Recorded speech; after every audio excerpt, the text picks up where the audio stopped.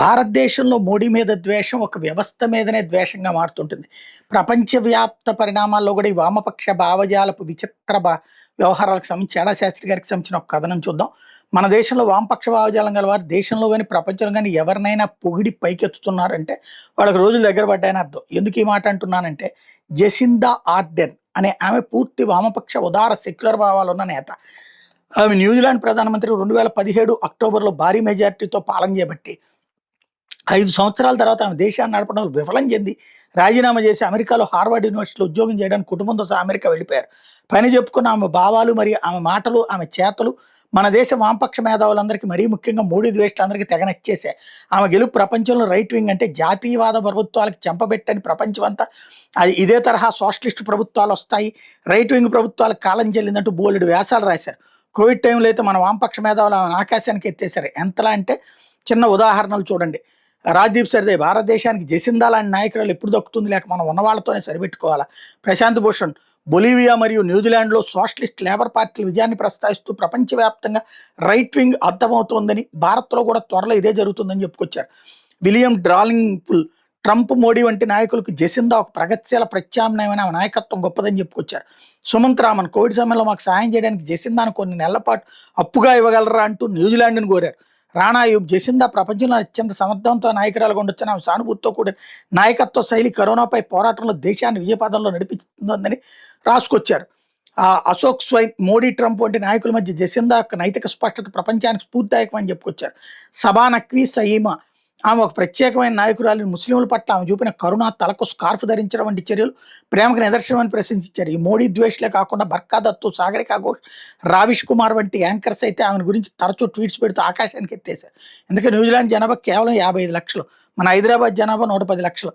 అంటే హైదరాబాద్ జనాభా దాదాపు సగం జనాభా దేశం. అప్పులు ఎక్కువ ఉన్నా కూడా ధనిక దేశం. జెసిందా 2017లో పదవిలోకి రాకముందు ఏదైతే న్యూజిలాండ్ దశాబ్దాల పాటు నియో లిబరల్ ఆర్థిక నమూనాను అనుసరించింది.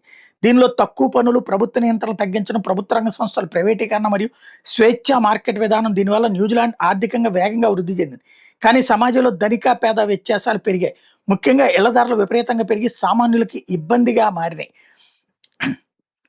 అందుకని అభివృద్ధి అంటే కేవలం జీడిపి పెరుగుదల మాత్రమే కాకుండా ప్రజల మానసిక ఆరోగ్యం, పర్యావరణం మరియు పేదరిక నిర్మూలన ఆధారంగా ఎన్నికలకు వెళ్ళి తమ పార్టీకి భారీ విజయం సాధించి పెట్టారు జెసిందా ఆర్డెన్.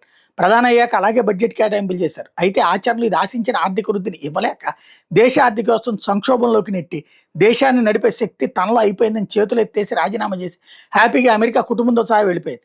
అయితే ఆమె ప్రధానిగా వచ్చిన తర్వాత ఎందుకు ఆ దేశ పరిస్థితి సంక్షోభంలో పడిందంటే, కోవిడ్-19 సమయంలో లాక్డౌన్లు మరియు ప్రజలకు ఉచిత ఆర్థిక సాయం అందించడం కోసం ప్రభుత్వం భారీగా అప్పులు చేసింది. 2019లో జీడిపిలో దాదాపు 19% ఉన్న ప్రభుత్వ అప్పు 23 నాటికి 35 నుంచి 40% పెరిగింది. ఆమె పదవి వీడే సమయానికి న్యూజిలాండ్లో ద్రవ్యోల్బణం 30 ఏళ్ల గరిష్ట స్థాయికి దాదాపు 7.2% చేరుకుంది. దీనివల్ల సామాన్యుల నిత్యావసర ధరలు విపరీతంగా పెరిగినాయి.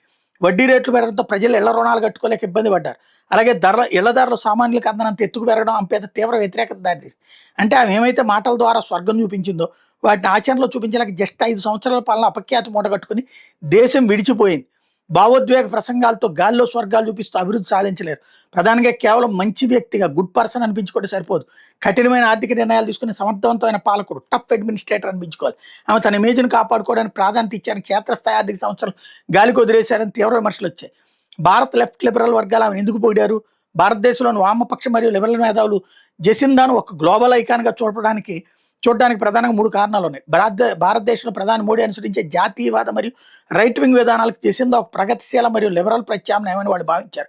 2019లో క్రీస్ట్ చర్చ్ మసీదు మీద దాడి జరిగినప్పుడు ముస్లింల మీద ద్వేషం పెరగకుండా ఆమె తలకు స్కార్ఫ్ ధరించి ముస్లిం కమిటీని పరామర్శించి తీరు ఓవర్ యాక్షన్ అంతర్జాతీయ ప్రశంసలు పొంది భారత లెఫ్ట్ వర్గాలు దీన్ని హైలైట్ చేస్తూ భారత ప్రభుత్వ మైనార్టీ విధానాలను వివరించడానికి ఆమెను ఒక ఉదాహరణగా వాడుకున్నారు. జెసిందా యువతలో ఉన్నప్పుడు ఇంటర్నేషనల్ యూనియన్ ఆఫ్ సోషలిస్ట్ యూత్కి అధ్యక్షురాలుగా ఉండేవారు. ఆ విధానాలు ఉదాహరణకు కార్మిక చట్టాలు, పర్యావరణ పరిరక్షణ, వామపక్ష భావజాలానికి దగ్గరగా ఉండటంతో వాళ్ళు తమ సొంత నాయకురాలుగా భావించారు. భారతదేశంలోని వామపక్ష మరియు లిబరల్ మేధావులు వారి విశ్లేషణ మరియు అంచనాల్లో ఎందుకు ఎంత ఘోరంగా విఫలమవుతున్నారో ఎప్పుడైనా ఆత్మపరిశీలన చేసుకున్నారా? చేసుకోరు. ఎందుకంటే తాము నమ్మిందే కరెక్ట్, చెప్పిందే కరెక్ట్, సరిగా ఆచరించలేక విఫలమవుతున్నారు. కానీ మేము నమ్మిన సిద్ధాంతం లోపం కాదనే పిడిమూర్ఖత్వంతో తమను తాము దశాబ్దాలుగా మోసం చేసుకుంటూ వస్తూ తమ సిద్ధాంతంకి వేరేగా ఉన్న సిద్ధాంత నమూనా ఆధారంగా పాలకులకు కాస్త అభివృద్ధి చూపిస్తే తట్టుకోలేక తీవ్ర విమర్శలకు దిగుతున్నారు.